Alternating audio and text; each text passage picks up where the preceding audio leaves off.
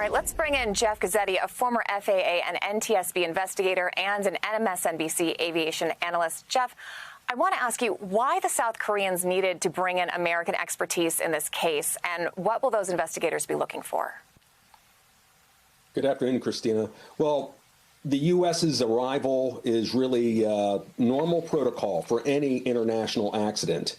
Any country that has an interest in an aviation accident has a right to participate in the investigation. In this case, the United States is the state of design and manufacture of the airframe and the engine. Boeing and GE. So they're participating to assist the South Koreans. South Koreans are leading the investigation. The accident happened on their soil, but other countries that have a stake in it have a right to participate in it. So you can be sure that the FAA, the NTSB, Boeing, General Electric will be on scene to provide technical assistance to the South Koreans, because they're going to have a lot of questions about flight recorders and engine performance and things like that. I didn't realize that was standard, but I guess it makes sense to have the manufacturer, to have those teams on board close by in case the South Korean investigators have specific questions. I also want to ask you, Steve Patterson mentioned there are new reports of an issue with the landing gear of a second Jeju Airlines plane. What does that mean to you, and where does that take the investigation? Christina, I don't really think this has any import to the investigation. This was apparently an annunciator light that went off after takeoff. It's a light that tells the crew that the nose gear and the main landing gear have been retracted. Sometimes those lights fail.